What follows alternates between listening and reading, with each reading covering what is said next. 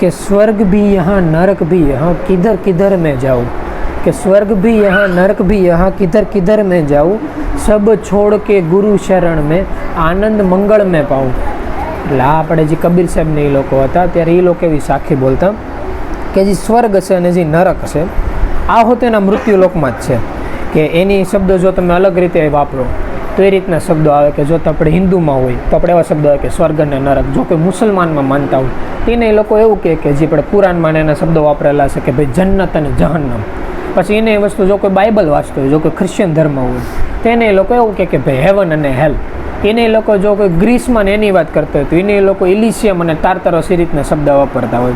આવા અલગ અલગ જે શબ્દો વાપરે છે. બાકી આ બધાનું જો કોઈ મૂળ જોવો જોઈએ ને, કોઈ પણ ધર્મશાસ્ત્રો પુરાણો ઉચ્ચારીને જુઓ એમાં તમે પૂછો કે ભાઈ સ્વર્ગ કોને કહેવાય, નર્ક કોને કહેવાય, એટલે એ લોકો એના તરફથી એવી પરિભાષા દઈને રહેતા હોય કે સ્વર્ગ એટલે એવી વસ્તુ કે જ્યાં કોઈ પણ વ્યક્તિ એની ઈચ્છા અનુસાર જિંદગી જીવી શકે.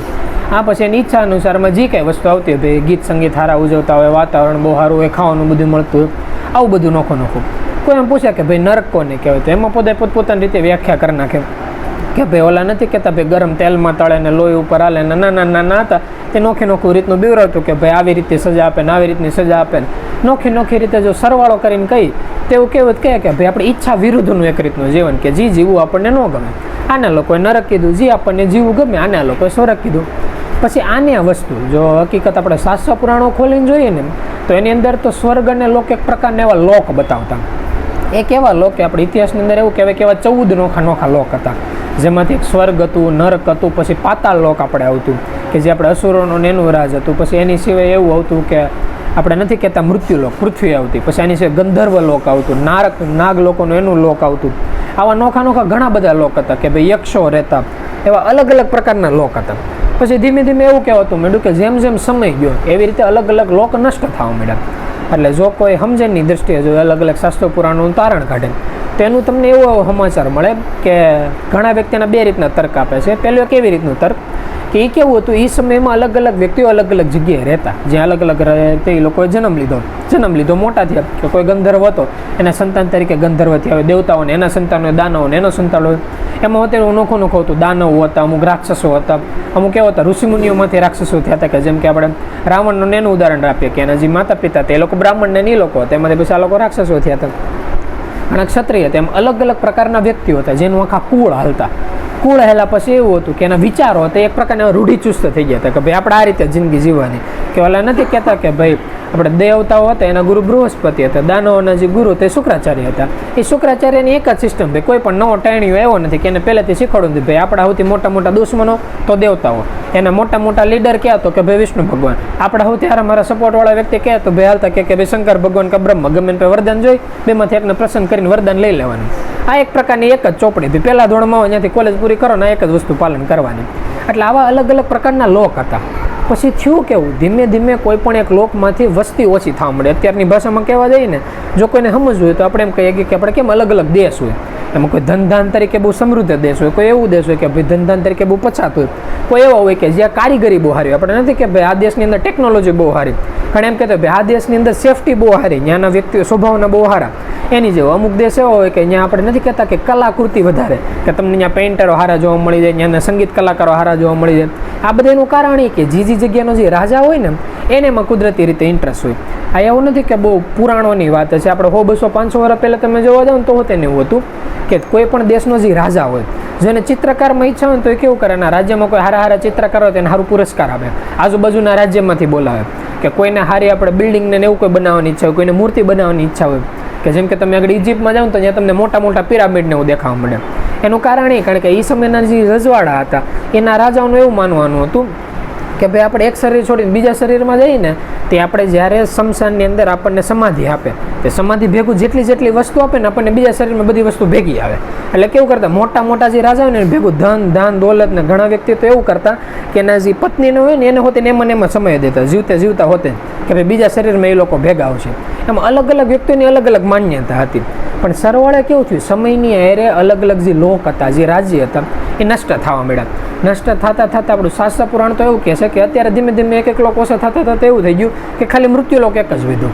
આની અંદર જો કોઈ વ્યક્તિ હોય, અમે અત્યારની જે સમયની વાત કરીએ તો એમ કેવું કે કોઈ વ્યક્તિ પાસે ધનબળ હોય ને એટલે 99% 90% એ વ્યક્તિ સ્વર્ગનો રાજાની જેમ જ રહેતો હોય. કોઈ વ્યક્તિ પાસે એનો અભો હોય એટલે 99% 90% નરકની જેમ જ એની જિંદગી જીવતો હોય. તો તેને આપણે અમુક પોઈન્ટ એટલે રાખીએ છીએ. એનું કારણ એ છે કારણ કે બધા પ્રોબ્લેમના સોલ્યુશન ધનબળથી નથી આવતા, એ આપણને બધાને ખ્યાલ છે. અને એમાં જો કોઈ જ્ઞાનની વાત કરે તો એવું કહેવત કહે કે ભાઈ બધું એક પોઈન્ટમાં મૂકી ગયો, બાકી નામ જ 99% પોઈન્ટમાં આવે. એટલે એની જેવું થયું કે ભાઈ કબીર સાહેબને એ લોકો એવું કહેતા કે સ્વર્ગ ભી યહાં નરક ભી યહાં, કિધર કિધર મેં જાઉં.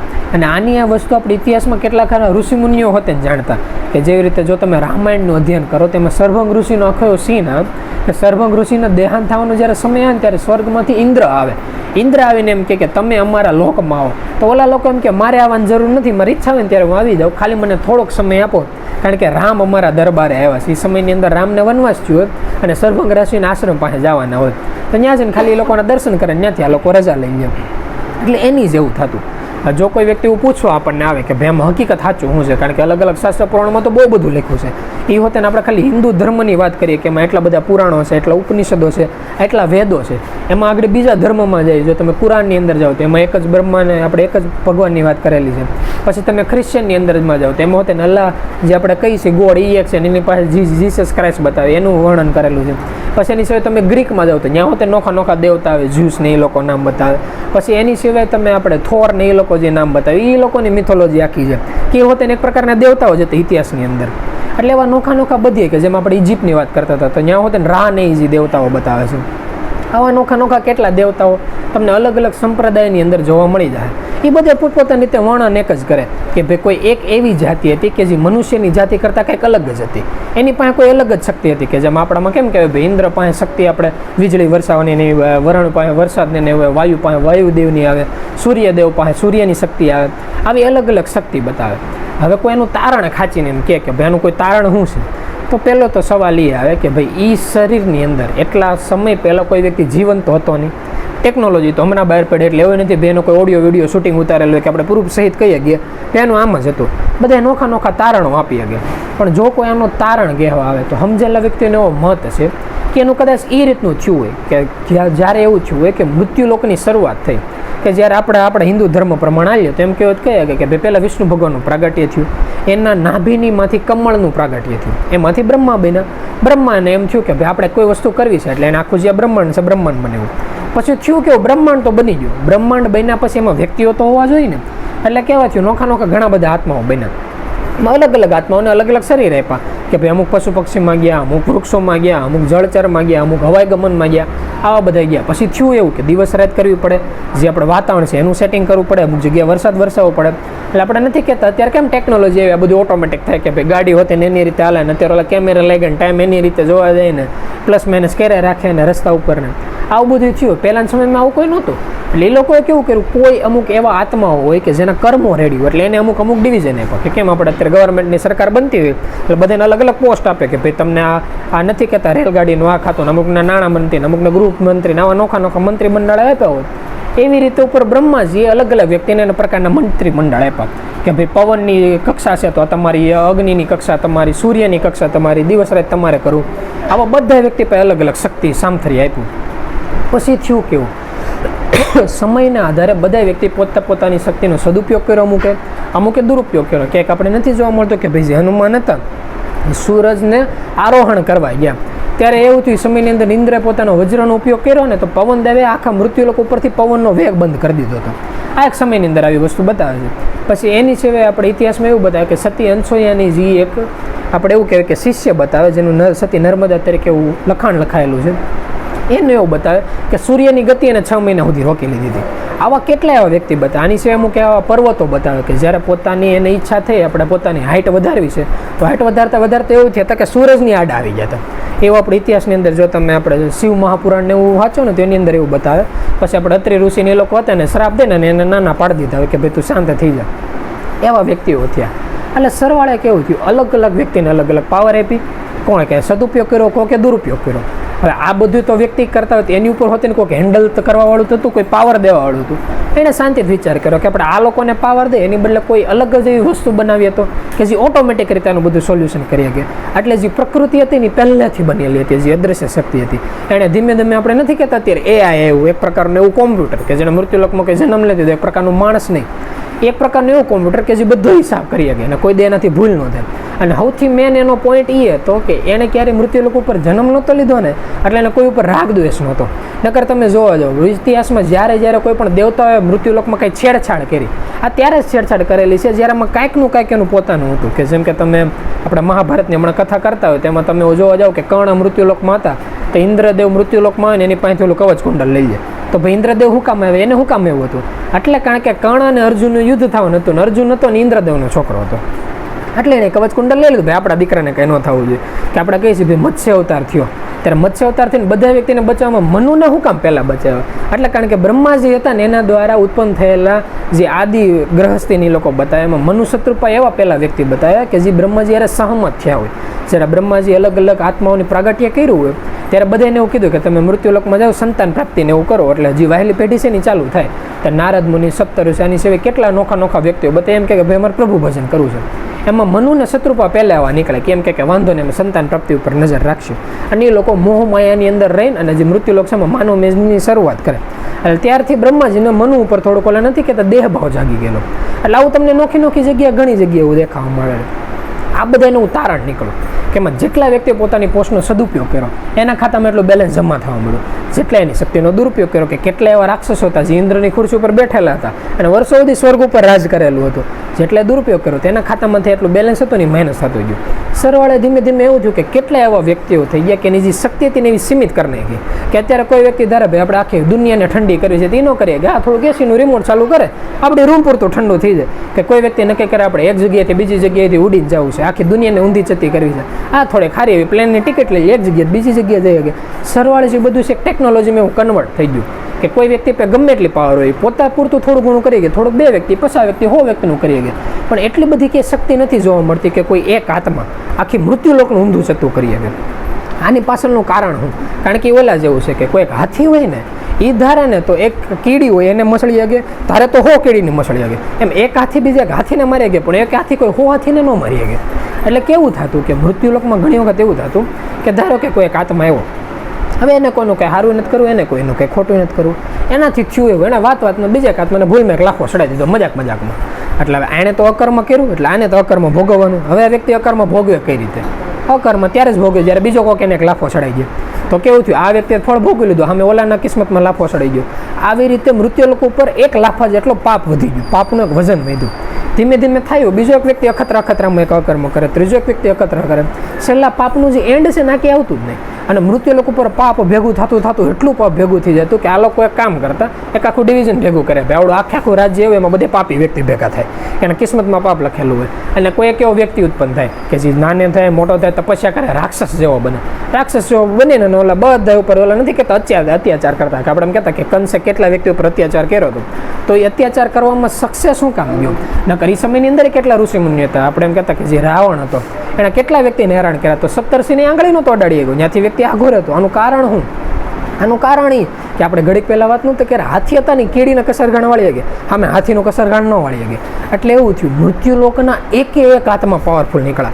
એક આત્મા એટલે એવું કેવું કે જેટલા મૃત્યુલોકના મનુષ્ય યોનિના જીવાત્મા છે એ બધા એટલા પાવરફુલ થયા કે સામે એવું ન થયું કે 2 આત્મા વચ્ચેનો જે ડિફરન્સ હોય ને એટલો હોવો જોઈએ કે એક બાજુ મૃત્યુલોકના બધા આત્માઓ ને એક બાજુ ઓલો એકલો.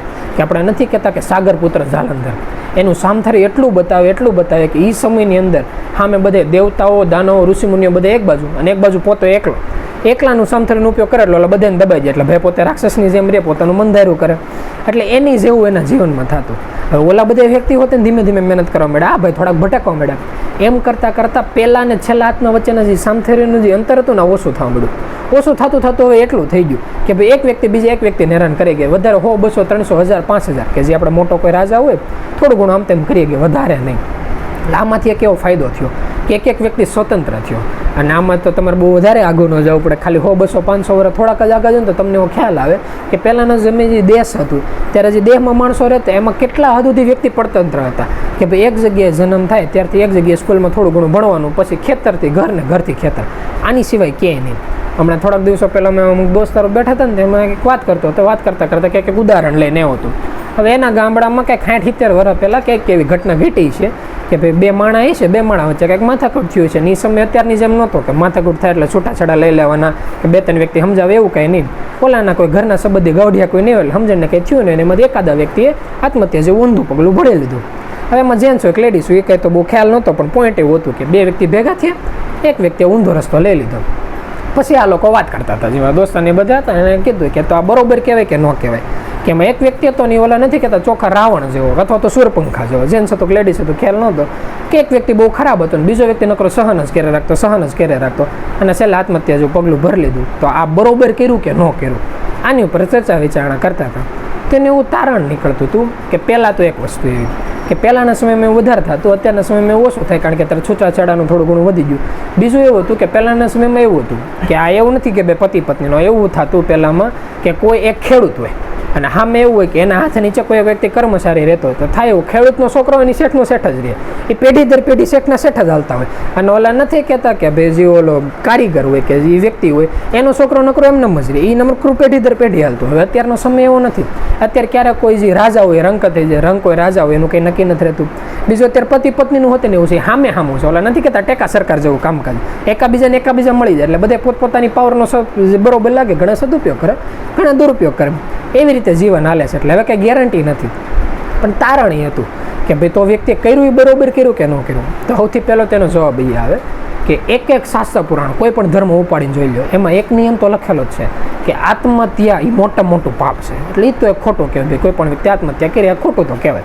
કેટલા હદ સુધી ખોટું કહેવાય એ ઓલા વ્યક્તિ ઉપર આધાર રાખે, કારણ કે આપણે એમ કે આત્મહત્યા પાપ છે, એટલે આત્મહત્યા પાપ શું કામ છે આ સવાલ એ. તમે કોઈ પણ વ્યક્તિને એમ કહો કે નાનું બાળક હોય બટા દારૂ નહીં પીવાનું, તો એવું થાય કે નાનો એટલે તમારી વાત માને દારૂ ન પીવે, પણ ધીમે ધીમે મોટો થાય એટલે એક સમય એવો આવશે કે તમને સવાલ પૂછે કે શું કામે ન પીવાય, ત્યારે તમારી પાસે એનો કોઈ એવો જવાબ હોવો જોઈએ કે જેમ કે અમે જ્યારે પૂછીએ, જ્યારે હું મારી રીતે મોટો થયો ત્યારે મેં હોતે ને પ્રભુને પૂછ્યું હતું કે ભાઈ અમે સ્કૂલે ગયા, કોલેજે ગયા, કંપનીમાં ગયા, ત્યાં બધા પોતપોતાની રીતે એનું આરોહણ કરતા હતા.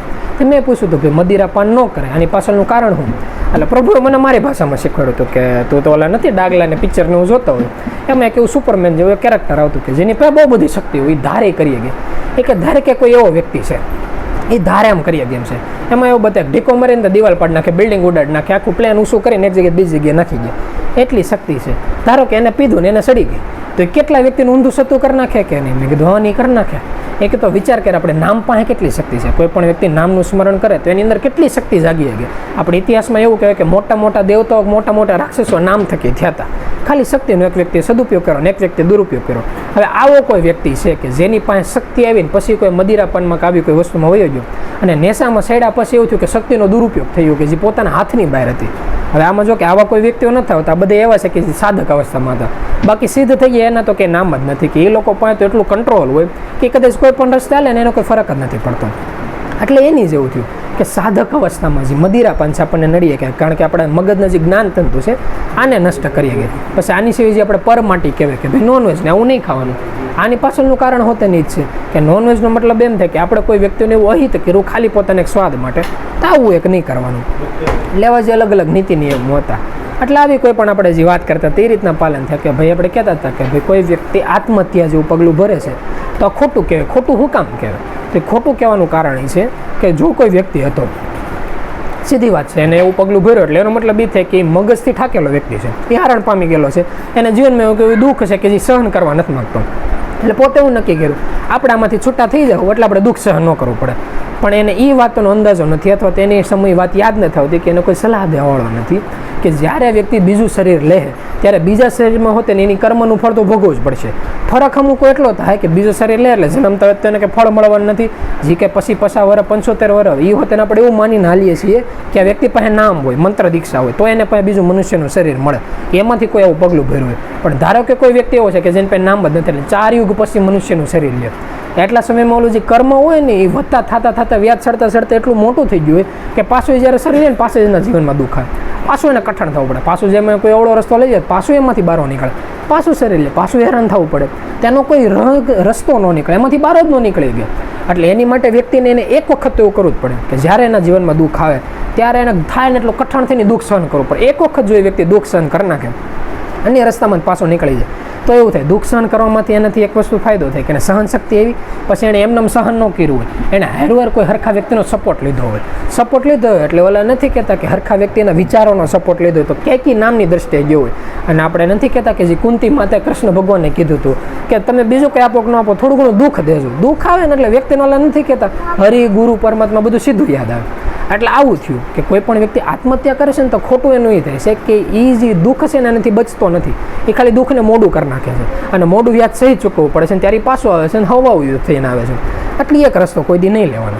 તો પાછો સવાલ આવીને ઊભો રહી જાય કે ભાઈ ઓલો વ્યક્તિ આને હેરાન કરતો હતો તો આને કેટલોક ટાઈમ હેરાન થયા રાખવું, એનો હોતે કોઈ ઇલાજ તો હોવો જોઈએ ને. એટલે આની વસ્તુ આપણે અત્યારે હોતે મૃત્યુલોકમાં જોવા જ મળે છે. ખાલી એવું થાય છે કે પહેલાં કેવું તો એક જ વ્યક્તિ ઓલાને હેરાન કરે રાખતો 24 કલાક, કે જેમ કે કોઈ રાજા હોય તો એની પ્રજાને હેરાન કરે રાખે 24 કલાક સુધી એક જ વિલન એને નજર સામે દેખાય. કે ઘરમાં કોઈ સદસ્ય હોય, કોઈ વૃદ્ધ વ્યક્તિ હોય, કે ઓલા નથી કહેતા ભાઈ હાહુ હતા હારા હતા, કે ભાઈ ઘરમાં પતિ હતા પત્ની હતા, એક જ વ્યક્તિ હતા. અત્યારે કેવું થઈ ગયું, અત્યારે એવું નથી થયું. અત્યારે નોખા જ્યાં જાવ ને એકાદો ઊભો છે, કારખાને કરવા જાય ત્યાં ઘરે જાવ તો ઘરવાળી છેલ્લે છોકરા મમ્મી પપ્પા કે આપણે સત્સંગ સભામાં જાય તો તેને ગુરુ નથી કહેતા કે ભાઈ ધ્યાનમાં બેઠા હતા પૂનમ બીજમાં કેમ ન થયો, એમ છેલ્લે એ હોતે. પણ બધા પોતપોતાની તે એક જ કર્મ કરે છે કે તમારો જે રસ્તો છે એ હરખો કરે છે. ખાલી તમને એમ લાગે કે તમે ભીમાં છો, બાકી તમે બહાર છે નજર તો કરજો. વ્યક્તિ એટલા હદ સુધી આ ત્રિગુણી માયાથી કંટાળેલા છે કે ક્યારેક શાંતિથી તમે કોઈ વ્યક્તિની બાજુમાં બેહો ને તો તમને એમ થાય વ્યક્તિ જિંદગી જીવે છે ને તો તેને ભગવાનની દયાથી જિંદગી જીવે. બાકી એટલા પ્રોબ્લેમ એની માથે આવેલા છે કે તમને એમ જ લાગે આને એટલી ખબર નથી કે આપણે ગાડી લઈને નીકળ્યા ને ક્યાં જાવું, ક્યાંથી એક્સિડન્ટ થઈ જાય, એનો કોઈ ભવિષ્ય કંઈ ઠેકાણા જ નથી. આવા આવે વ્યક્તિના જીવન. કે અમે થોડાક દિવસો પહેલાં જ વાત કરતા હતા, એક વ્યક્તિ શાંતિથી અમારા સામે જ બેઠો હતો અને ફોન આવ્યો, કામ થઈ ગયું અને ફોન કાપીને વયો ગયો. ત્યાં અમે ભાઈઓ તો મેં કીધું ભાઈ એટલી વાર લાગે, વ્યક્તિનું હતું નહોતું થતા જિંદગીમાં, નકર ધન રીતે બધું બરોબર હતું, ખાલી એક જ ફોન આવ્યો ભાઈ ઘરે થઈ ગયું, ખેલ ખતમ. એટલી વાર લાગે. એટલે આની જેવું જીવનમાં આપણે ન થાય, આની જેવું શું કામે ન થાય. કારણ કે તમે ગમે ત્યારે જિંદગીમાં આગળ નીકળશો ને ત્યારે છેલ્લે તમારા જીવનમાં કોઈને કોઈ સારા વ્યક્તિઓ આવશે. કાં તમારા ઓલા નથી કહેતા માતા પિતા સંતાન, કોઈ દોસ્તારો, એવો કોઈ પણ વ્યક્તિ કે જેને તમે ભરોસે જિંદગીનો એક સાથ સરકાર રીતે જીવતા હોય. એમાં એવું થાય ક્યારે કોઈ વ્યક્તિ દગો દે, વ્યક્તિની તો સમય દગો દે. કારણ કે મૃત્યુલોકમાં બધા વ્યક્તિ રહેવાના તો છે ને, તમને મનગમતા વ્યક્તિ જેનું ભેગું તમે જિંદગી જેવો છો એનું શરીર શાંત થઈ ગયું. કે આપણે નથી કહેતા ભાઈ પરમાત્મા ભેગા છે, પણ એનું હોતું શરીર તો નથી રહેવાનું. કે આપણે બાપા હતા રતિરામ બાપા હતા, શરીર તો નથી રહેવાનું. તો એનું કારણ તમારે એવું કરવું પડે, જે ગુરુ તત્વ છે ને એની યારે પ્રીતિ જગાડવી પડે. તો એ કઈ રીતે થાય, એ કઈ રીતે એની પ્રીતિ જગાડવી? તો આપણા મૃત્યુ લોકમાં, ખાસ કરીને આપણે હિન્દુ ધર્મની અંદર જ્યાં જે મૂર્તિ પ્રતિષ્ઠા થાય છે, જ્યાં જ્યાં ફોટાની મૂર્તિ થાય છે, આપણે સમાધિ ઉપર આરતી ઉતારીએ છીએ, આ બધી વસ્તુનું કારણ એ જ છે કે તમે જે આપણે નથી કહેતા જે અનામી તત્વ છે એની યારે પ્રીતિ પછી કરો. પહેલાં તમે જે નામી તત્વ છે ને એની યારે પ્રીતિની શરૂઆત તો કરો. તમારે મૂર્તિ પ્રતિષ્ઠા કરવા માટે ક્યાંક તો ધ્યાન દેવું. તો જે સામે દેખાય છે, જેની તમે વાત કરી શકો છો, જેને તમે સવાલ પૂછી શકો છો, એની યારે પ્રીતિ કરો. તમે એને વિશ્વાસમાં મૂકો, પોતાના જીવનનો વિશ્વાસ એની માથે નાખો, એની માથે શરણાગતિ સ્વીકારો. કે જેને તમે જોઈ શકો છો, સવાલ જવાબ કરી શકો છો, વાતચીત કરી શકો છો. જો તમે એની યારે એક વખત શરણાગતિ સ્વીકારી લીધી એટલે ધીમે ધીમે તમને એવું દેખાય કે જે આપણે ગયા સત્સંગમાં વાત કરી હતી કે તમે પૂછો ભાઈ પ્રભુ આમ કરવું કે આમ કરવું, તો ઓલા લોકોનો જવાબ એક જ આવે કે ખાલી સ્મરણ કરો. બાકી તમે ગમે એ રસ્તે જાઓ, બધું એનું છે. એમ આખી દુનિયા એની છે, તમારે કાંઈ કરવું પડે એમ નથી. ખાલી મને તો પ્રભુ ઘણી વખત એમ જ કે કાંઈ કરવાની જરૂર નથી, ખાલી જે વાત કરતા એના શાંતિથી કરો. કોઈ પણ વ્યક્તિ યારે મીઠા શબ્દો વાપરો. ખોટું કોઈ વ્યક્તિને એવું નથી કહેતા કે આમેવાળા વ્યક્તિની મગજની નસ નહીં ક્યાંય નાખવાની. આમ શાંતિથી વાત કરો, કોઈ દી કોઈનું ખરાબ નહીં વિચારવાનું, કોઈ દી કોઈનું ખોટું નહીં કરવાનું. એટલે ધીમે ધીમે એવું થાય કે જે આપણે વાત નહોતા કરતા, કોઈ એક વ્યક્તિ છે કે ભાઈ કામે જતા હોય, કોઈ શેઠ છે, ઘરના સદસ્ય છે, તમને હેરાન કરે છે, નો ડાઉટ હેરાન કરે છે, પણ એ હેરાન કરવામાં સક્ષમ હું કામ જાય છે? એ સક્ષમ હેરાન કરવામાં એટલે જાય છે તમને કોઈને કોઈ કારણ દે ભાઈ આપણી પાસે કરોડો રૂપિયા નથી, નકર આપણે થોડા શેઠની અહીંયા નોકરી કરીએ, એમ એની જવું કે ભાઈ આપણે પાસે કરોડો નથી, નકર નથી કહેતા ઘરે તેમ ક્યાં લેવો, હાલે રૂપિયા લઈ લો, તમે તાર કોઈ માથાકૂટ જ નહીં. એટલે કોઈ પણ કારણોસર આપણને દેખાય ભાઈ ધનબળ એક પ્રોબ્લેમ છે. પણ જો તમને એ જ પ્રોબ્લેમ દેખાતો હોય તો સજ ઇતિહાસમાં જો હમણાં મોટા છેલ્લા 2-5 વર્ષ ઉપાડીને જાઓ ને તમને હું ખબર જોવા મળશે કે મોટા ધનધાનથીવાળા વ્યક્તિ એ લોકોના લગ્નમાં છૂટાછેડા થઈ જાય. તો ઘર તો એનું આવેલું. પછી કહેવાય છે કે કેટલા વ્યક્તિ આપણે ઘડીક પહેલાં કહેતા હતા આત્મહત્યા જેવા પગલાં ભરી લીધા.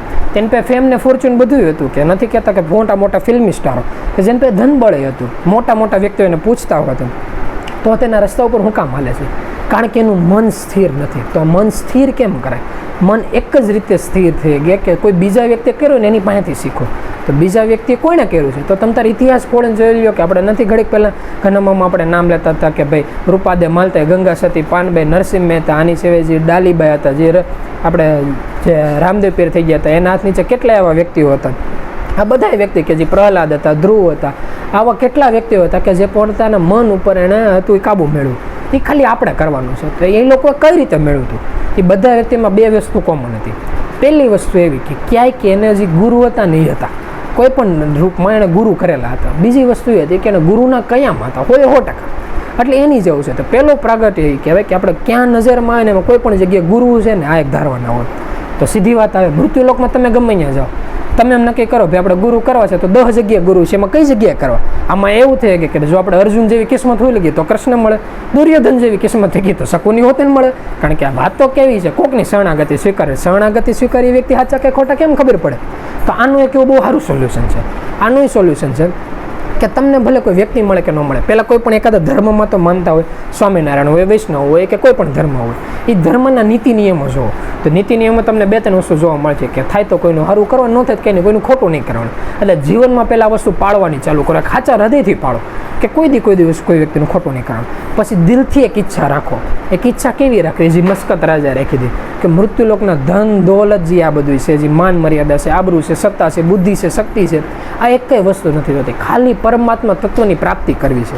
તઈ થાય એવું કે સમય જતા ક્યાંક તમને એવી આ વાત સાંભળવા મળશે કે આ વ્યક્તિ જગ્યાએ જે ગુરુ છે ત્યાં આપણે મંત્ર દીક્ષા લેવું તો સારા રસ્તે હાલશું. તમને ખબર નથી 100% વિશ્વાસ છે કે નહીં, પણ તમે ટ્રાય કરશો. ટ્રાય કરતાં ધીમે તમે એવો આત્મવિશ્વાસ જાગતો જાય, બહાર ગમે ત્યાં જાય એની કરતાં જગ્યા સારી છે. એટલે ધીમે ક્યાં ગમે ત્યાં જાઓ, મંત્ર દીક્ષા તો હશે, મંત્ર લેવો, સ્મરણ કરશો. મહેનત કરતાં એને અમુક તમને પુરાવા મળશે કે જેમ કે જો આપણે આ જ નામના મંત્રના પુરાવાની જો વાત કરતા હોય તો આના સૌથી મોટા પહેલાં પુરાવા કે જે કોઈ વ્યક્તિ ખોટું ન કરે કે એની કોઈ વાત ખોટી કહી ન હોય. પહેલો પુરાવો હોય કે કોઈ પણ વ્યક્તિ નામની અંદર સ્થિર થાય, ધ્યાનસ્થમાં સ્થિર થાય અને ગુરુ કેમ કરતા હોય તો જો એમાં ધ્યાનમાં સ્થિર થઈને અમુક સમયમાં મહેનત કરે ને એટલે પહેલી ભૂમિકા વ્યક્તિ પાર કરે. પહેલી ભૂમિકા પાર કરે એટલે એને એનું ફળ મળે કે એના કાનની અંદર ના દેવો સંભળાવવા મળે. અને ના દેવો હોય, આપણે તમે પૂજા ને આરતી કરતા તેમાં ટંકોરીનો અવાજ આવતો હોય, પછી સંઘ સંભળાતો હોય, એ ટાઈપનો એવો અવાજ આવે કે જે એક વ્યક્તિ નામની અંદર જો ઊંડા હોય તો થોડીક મહેનત કરે એટલે ના દેને એવો સંભળે. આ એક એવો પ્રેક્ટિકલ અનુભવ છે કે કોઈ પણ વ્યક્તિ અનુભવ કરે એટલે એનું પ્રેક્ટિકલ પ્રૂફ છે કે ભાઈ આપણે જે જગ્યાએથી નામ લીધું, નામ સાચું છે, જે ગુરુ છે એ સાચા છે. પછી બીજો સ્ટેપ આવે કે કોઈ પણ વ્યક્તિ જો આમ હજી આગળ નીકળે તો જે બીજી ભૂમિકા હોય ને આ પાર કરે. બીજી ભૂમિકા પાર કરે એટલે કેવું થાય, જે આખું બંધ કરે ને જે આપણને અંધારું દેખાય છે ને ઝરમરિયા જેવું દેખાવાનું ચાલુ કરે, થોડું ઘણું અંજવાળું જેવું દેખાય.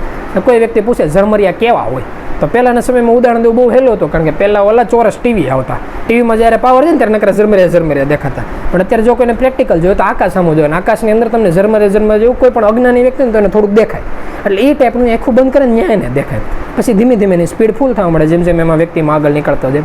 એમ કરતાં જ્યારે કોઈ વ્યક્તિ ત્રીજી ભૂમિકા પાર કરે, જો કે એટલે સુધી કોઈ વ્યક્તિ પૂગ્યો ને પછી એને વાત કરવાની જરૂર ન હોય ને અંદરથી 100% એટલો ઊંડો ઉતરી ગયો હોય કે પ્રભુનો મત તો એટલા હદુદીન છે કે કોઈ પણ વ્યક્તિ જો ત્રીજી ભૂમિકા પાર કરી ગયેલો વ્યક્તિ હોય એટલે એને એટલા હદુદી કહી દે કે વિશ્વમાં ગમે ખૂણે છૂટા મૂકી દેવાની છૂટી, એનું શરીર છૂટી જાય. હા, બહારથી વ્યક્તિ કરે ભાઈ આપણે નામને કાંઈ લેવા દેવાને નાતે બધું, પણ એ રાવણની લંકામાં રહેતો ને તો તેને વિભીક્ષણ એની જેવું કે કોઈ ગમે જગ્યાએ રહી નામને ન મૂકી કે એનું શરીર શાંત થઈ જાય. કે કદાચ ઓલે હિરણ્યકશિપુ ગમે એટલી મહેનત કરી નાખે ને તો પ્રહલાદ એમાં બે મત નહીં. એટલે આ રીતનું જીવન છે. પણ ત્રીજી ભૂમિકા પાર કરવી કેને કહેવાય? તો એવું થાય કે આખું બંધ કરીને જે અંધારું દેખાતું હોય એને અંજવાળું દેખાવા મળે. પછી ધીમે તો એમાં એવું થવા મળે કે એટલા સુધી અંજવાળાની સ્પીડ પકડી જાય કે ગમે ત્યાં ખુલ્લી આંખે જોતો હોય ને ખાલી 1 સેકન્ડ સ્થિર થાય ને ત્યાં એને અંજવાળું દેખાવા મળે, એટલા સુધી આગળ નીકળી જાય. અને જો કોઈ વ્યક્તિ ચોથી ભૂમિકા પાર કરે એટલે વાત પૂરી થઈ ગઈ, વ્યક્તિ પ્રગટ પુરુષ કહેવાય. પ્રગટ પુરુષ એટલે એમાં હોય 100% સાઈન લાગી ગઈ કહેવાય કે એના ગુરુના કયા મરેની જેટલાય કર્મો કરે એને કોઈ વસ્તુ આડી આવતી જ નથી, એને કોઈ નીતિ નિયમો લાગુ નથી પડતા. ખાલી એક જ એવું છે કે ગુરુનું બંધન, કે આ આપણે મૃત્યુલોકનો એવો નિયમ છે કે ગુરુએ જેટલા નીતિ નિયમો કીધા એટલું પાલન કરજો, એટલું એને કરવાનું, બાકી એને કોઈ વસ્તુ નડતી જ નથી. એટલે એની જેવું થાય. હવે કોઈ વ્યક્તિ 4 ભૂમિકા પાર કરે તો એને ખબર કેમ પડે કઈ રીતે એ 4 ભૂમિકા પાર કરે? તેને એ રીતે ખબર પડે કે મૃત્યુલોકની અંદર સૌથી પહેલાં તો એને જે આખું બંધ કરે ને અંધારું દેખાતું હોય ને અંજવાળું દેખાય. એમ કરતાં એને ગુરુનું રૂપ દેખાય, જેવી રીતે આપણને ફોટામાં દેખાય ને એવું હોય 100% ચોખ્ખું. હા, આમાં ચોથી ભૂમિકાનો એક અનુભવનો હોતે સ્ટેજ આવે છે. અનુભવ એવો હોય કે પહેલાં ખાલી પ્રતિબિંબ દેખાય, પ્રકારની બોર્ડર આવતી હોય ને એ રીતનું પછી ધીમે ધીમે એમાં રંગ ભરાતો જાય, એમ કરતાં કરતાં આકૃતિ દેખાતી જાય. પછી થાય એવું કે મહિને વર્ષે એકાદી વખત આકૃતિ દેખાઈને ગાયબ થઈ જાય, પાછું મહિને એકાદી વખત થાય, પાછું 15 દિવસે, પાછું એક અઠવાડિયે, એક દિવસ, એમ કરતાં કરતાં આવીને વહી જાય. છેલ્લે થઈ આવીને પછી ન જાય, પછી સ્થિર થઈ જાય. એટલે આવી રીતે જે ગુરુનું રૂપ હોય ને આ રીતે આમ સ્થિર થઈ જાય. પછી બીજો એક સ્ટેપ એવો આવે કે જો મૃત્યુલોક ઉપર આદિ નારાયણ પરમાત્મા પરબ્રહ્મ પોતે જન્મ લઈને આવેલા હોય, જેમ કે ઉદાહરણ તરીકે રામ અવતારમાં ધારો કે રામ આવ્યા હતા, કૃષ્ણ અવતારમાં કૃષ્ણ આવ્યા હતા, રામદેવ પીર વખતે રામદેવ પીર આવ્યા હતા. આમાંથી કોઈ વ્યક્તિ જો મૃત્યુલોક ઉપર હકીકત હોય, હકીકત, તો એવું થાય કે એનું જે શરીર હોય ને શરીર ચોખ્ખે ચોખ્ખું બાજુમાં દેખાય. નાના બાળકના રૂપમાં હોય તો નાનું બાળક, મોટા થાય તો મોટા, એમ કરતાં જે એનું રૂપ હોય આખે આખું રૂપ દેખાય. હવે જો એવું થાય કે ધારો કે વ્યક્તિ નથી, મૃત્યુલોક ઉપર પરમાત્મા નથી, જે મોટા ભાગે એમ જ થાય એ નથી, તો એને જે દાદા ગુરુનું રૂપ હોય ના દેખાય. એટલે આનાથી એવી આપણે એવી સાબિતી દઈએ કે આપણે રામ અવતારમાં નથી કહેતા કે ઋષિ મુનિઓ કેટલા એવા બતાવે કે એને રામને કોઈ દી જોયા જ ન હોય, તો તેને રામ સામે આવે તો જોઈને કહી દે કે લે પ્રભુ તમે, એને કેમ ખબર પડી? કારણ કે એના આંખની અંદર એ દેખાતા હતા. એટલે કે એવું પ્રૂફ કે કોઈ વ્યક્તિ 4 ભૂમિકા પાર કરી ગયેલા છે. પછી એનાથી આગળથી હોતે ને હવે 5મી 6ઠી ને 7મી, પણ આનું એવું છે કે એની માટે અનુભવને એનાની જરૂર નથી હોતી. કોઈ વ્યક્તિ ધારે તો એ રસ્તા ઉપર હાલી ગયા, પણ એનાથી પછી મૃત્યુલોકમાં વ્યક્તિ ફાયદાકારક નથી થઈ શકતો. પોતાની રીતે આત્મબળમાં જો કે વ્યક્તિને સામથરી વધારો હોય તો એ રસ્તા ઉપર જઈ શકે છે. જેમ કે જળ ભરતને એ લોકો બતાવે 5મી 6ઠી ને 7મી ભૂમિકા સુધી એ લોકો આગળ ગયેલા હતા, પણ પછીથી એને જે આ મૃત્યુલોક છે અને પરલોક છે, બે વચ્ચેનો ભેદ ભૂલાવા મળે છે. એટલે એ રીતનું જે જીવન હોય. તો જે આપણે વાત કરતા હતા કે તો કોઈ વ્યક્તિને કરવું હું, વ્યક્તિ દુઃખી શું કામ થાય છે, બીજો વ્યક્તિ તમારી ઉપર દુઃખ કરે છે શું કામ, એ સક્સેસ શું કામ થાય છે? સક્સેસ એટલે જાય છે કારણ કે તમે આજ નહીં તો આગળના શરીરની અંદર કે પહેલાંના કોઈ સમયની અંદર કોઈને કોઈ એવા અકર્મ કરેલા છે ને એ અકર્મ તમારે ભોગવવાના બાકી છે. એટલે આ રૂપમાં તમારા શેઠ, તમારા કોઈ ઘરના વ્યક્તિ, તમારા કોઈ મિત્ર મંડળ આ તમને કોઈ પણ કોઈ રૂપમાં દુઃખ આપે છે, એ દુઃખને સહન કરી લેવાનું. તમારાથી જો કે થઈ તો કરી નાખવાનું, કારણ કે આપણે ન કરતો કરી જ નાખ્યું. આપણને એમ લાગે મેનેજર વધારે માથાકૂટ કરે તો આપણે ખાતું ફેરવી નાખીએ છીએ, પણ બે હિસાબ કરીએ, ભાઈ પગાર કેટલો મળશે ને માથાકૂટ કેટલી છે, બેનું બેલેન્સ રાખીને હાલતા હોય.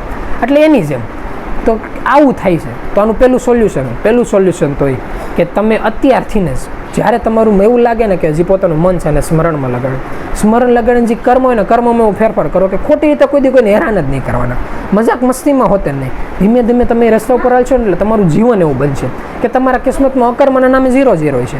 તો કોઈ પણ વ્યક્તિ કદાચ ગમે એટલો મોટો રાક્ષસ કેમ ન હોય, ગમે એવો આવીને ઊભો ન રહી ગયો હોય. કે અમે થોડાક દિવસો પહેલાં સમજેલા વ્યક્તિને વાતચીત કરતા હતા, તેઓ કહેતા હતા કે અલગ અલગ દેશમાં એવું થાય છે કે મોટા મોટા રાજાઓ આવીને બેસી જાય અને દેશની ઓલા નથી કહેતા પથારી ફેરવી નાખે. અમુક જગ્યાએ એવા રાજાઓ છે કે દેશનું બહુ સારું કરી નાખે. તો આવું થઈ કે મૃત્યુલોકમાં હોતે ને હાલના સમયની અંદર હોતે તે પ્રભુનો ને એવો સમજેલો વ્યક્તિનો મત એવો હતો કે આમાં એવું થઈ કે કોઈ વ્યક્તિની તપસ્યા હોય ને તાલગની ખુરશી ઉપર તપસ્યા પૂરી થાય પછી તો હિરણ્યકશિપુ જેવો હોતે નતા. અને એવું હોતે નતું કે આપણે મસ્કત રાજા જેવો, એવું નહીં કે કોઈ રાક્ષસ જ હોય કે આપણે દશરથ રાજાને એ લોકો હતા, એને આખી પેઢી દર પેઢી હેલી હતી કે હારા તેજસ્વી આત્મા. પણ જ્યારે એના કુળમાં હોતે ને આગળ જતા જતા જ્યારે કોઈ વ્યક્તિ એવા થયા કે કાંઈ એને રાજપાટની ઈચ્છા ન રહી, અથવા તો એવું થયું કે એ વ્યક્તિ એને લાયક નહોતા, તો એવું થયું કે ભાઈ ત્યાંથી એના હાથમાંથી રાજપાટ વહી ગયું, કાં વ્યક્તિની ઈચ્છા વહી જાય, કાં પછી પોતે એના લાયક ન હોય, બેમાંથી એક રીતે. એટલે આવું થઈ શકે. તો ત્યારે જ્યારે એમ જોવાનું કે તમારા જીવનમાં એમ લાગે કે આ વ્યક્તિ આપણને દુઃખ આપે છે, તેમાં મગજ નહીં કહેવાનું કે કઈ રીતે દુઃખથી બચી ગયું. તમારે મગજ ત્યાં કહેવાનું કે કઈ રીતે નવા દુઃખ ન આવે. તમે વર્તમાનને નથી એટલી બધી બદલી શકવાના, પણ તમે ભવિષ્યની એક એક દોર હલાવી શકો. તમે મોટા બિલ્ડિંગો બનાવી શકો અને મોટા બિલ્ડિંગને ધનાશાહ કરી શકો, પણ હાલને તમે કંઈ નથી ફેરવી શકવાના. હાલમાં તમે એક જ રીતે ફેરવી શકો. એ કઈ રીત કે તમારો અત્યારે જે શ્વાસ આવે છે આ શ્વાસને કડે કરી લો. અત્યારના શ્વાસને તમે નામની અંદર લગાડી દો, પછી તમને એ ખબર નથી કે આવતો શ્વાસ આવશે કે નહીં આવે. હકીકત આપણે હેંજે હોઈએ છીએ, અલાર્મ મૂકીને હોઈએ છીએ, એટલે આત્મવિશ્વાસ છે કે આપણે સવારે જાગશું, પણ કોને ખબર સવારે અલાર્મ વેગડું આપણે ઉઠ્યું કે નહીં ઉઠ્યું. અને મૃત્યુલોકમાં તમે ખાલી ગૂગલમાં સર્ચ કરો, લાખો વ્યક્તિ એવા છે કે જે આજ ને આજે એનું જે દેહાંત થયેલું હોય, કારણ કે એટલી મોટી વ્યક્તિ માનવ મેજનીમાં એટલા વ્યક્તિ તો હોતા જ હોય. એટલે આની જેવું થાય છે. તો આનાથી બચવું હોય તો કઈ રીતે બચે કે જે આપણે વાત કરી હતી, જે કૃષ્ણ ભગવાને ગીતાના સારની અંદર કીધું હતું, જે ઘડીક પહેલાં ઘનામાં અમે હોતે ની વાત કરી હતી કે સતત નામનો સ્વયં સ્મરણ કરવાવાળો સ્વયં મને પામે છે. કે ઓલે નથી કે ગીતાની અંદર કૃષ્ણ ભગવાન કહેતા કે બધા ધર્મને આ બધું સાઈડમાં મૂકી દો, જે હું સુખ છે હું દુઃખ છે એને સાઈડમાં મૂકી દો, જે પાપ અને પુણ્ય છે આ બધું સાઈડમાં મૂકી દે અર્જુન, બધું મૂકીને ખાલી તું મારા શરણની અંદર આવી જાય. એટલે જે તારે ઓલે નથી કહેતા તારા મોક્ષનો દ્વાર જ હું છું, એમ એની જેવું છે. જ્યારે તમે એવું નક્કી કરી નાખો કે દુનિયા ઘર બાર આ બધું સાઈડમાં, આ બધું તો પહેલાંય હતું પણ અત્યારે છે ને પછી રહેવાનું છે, પણ તમારો જે આત્મા છે આને તમારી ભેગો રાખવાનો છે. આત્માને જે જોતું છે એ પહેલાં તમે આપો. એને કઈ વસ્તુ જોતી છે તો જે આત્મા છે ને એને મનનું સ્મરણ જોતું છે, એને પ્રભુની જે એને અકળ કાળા છે, એને જે આનંદ ભોગવેલો છે કે જ્યારે મૃત્યુલોકમાં આવ્યો એની પહેલાં જે આત્મા તો પરમાત્માની અંદર ભળેલો હતો, ત્યાંથી નોખો પડ્યો, પોતે નોખો પડે ને એવું નક્કી થયું ભાલો મૃત્યુલોકમાં જે અહીંયા આવીને ગેમની અંદર આવી ગયો, પછી પોતાની રીતે જિંદગી જીવન ચાલુ કરીને આ માયામાંની અંદર એવો ફસાઈ ગયો કે એને ઓલું સુખ યાદ છે કે પરમાત્માની ભેગા હતા તે કેવો આનંદ આવે, આ યાદ છે, આનંદ કેમ મળવો નહીં ભૂલાઈ ગયો છે, એની માટે એને પાછું ત્યાં ભળવું પડશે, ત્યારે આને જે મન છે ને તુપ્ત થાય. આ મન તુપ્ત એ રીતે જ થાય કે એ વ્યક્તિ ધ્યાનસ્થાનની અંદર સ્થિર થાય, સ્મરણ કરે, સેવાનો ફાયદો લે, સત્સંગનો ફાયદો લે. તો આ બધું લેવા માટેના પગથિયા ક્યાં છે? તો લેવા માટેના એવા પગથિયા છે કે પહેલું પગથિયા તો શરૂઆત જ પ્રભુ ન્યા કરે કે આત્મા હૃદયના શુદ્ધ ભાવથી પૂજાયેલો છે, એની માટે જે તમારું હૃદય હોય ને શુદ્ધ ભાવનું હોવું જોઈએ. તો એટલે હૃદયનું શુદ્ધ ભાવ એટલે હૃદય શુદ્ધ ભાવ એટલું કે જે ક્ષણે તમે પરમાત્માને યાદ કરતા હો ને એનો મતલબ એવો નથી હોતો કે રાવણ પરમાત્માનું પૂજન ન કરે, છેલ્લા શ્વાસી હોત ને શ્રી રામનો નારો લઈ શકે છે, પણ જે ક્ષણે તમે પરમાત્માને યાદ કરો એ ક્ષણે તમારું હૃદય ચોખ્ખું હોવું જોઈએ. એટલે શરૂઆત ત્યાંથી કરો. પછી કેવું કરો, જે મન છે ને નામની સ્મરણની અંદર લગાડો કે જ્યારે તે સત્સંગની અંદર આવ્યો એમાં કરો. જે સવારથી સાંજ સુધીનો 24 કલાકનો સમય છે એમાં 5 મિનિટ બચાવવા સમય ટ્રાય કરો. તમારી તરફથી તમે કોશિશ કરશો એટલે એટલો સમય મળી જાય. પછી ધીમે ધીમે સમયના આધારે, તમારા કર્મના આધારે તમને એવો સમય મળશે કે એમાં 10 મિનિટ, 15 મિનિટ, અડધી કલાક જેવો સમય છે એ રીતે એમાં મહેનત થાય. એમ કરતાં કરતાં જીવન વિતાવો. જીવન વિતા 4 ભૂમિકા પાર કરતાં કરતાં એક સમય એવો આવી જાય કે જ્યારે તમે પરમાત્માને બધી માયા જોવો ત્યારે કદાચ તમને એવો હોતે અનુભવ થઈ શકે કે તમને એવો ખ્યાલ આવે કે આપણે અનુભવ કરેલા જ હતા. મૃત્યુલોકની અંદર જ્યારે આપણે જન્મ લીધો ત્યાંથી પરમાત્મા ભેગા હતા. કે આપણે ઘણી વખત સાખી નથી કહેતા કે દિયા દૂધ માકો કે આપણે જે બાળક હતું એને જ્યારે જન્મ થયો હતો કે એની જેવી વાત છે કે જ્યારે બાળકનો જન્મ થયો હતો ત્યારે હોતે આપણા માતાના શરીરની અંદર જે દૂધ હતું આ હોતે પરમાત્માએ જ આપેલ હતું, ત્યારથી આપણું રક્ષણ કરતા હતા. કે એની જેવું છે કે ખાલી તમે કોશિશ કરો, નામની અંદર લગાડો.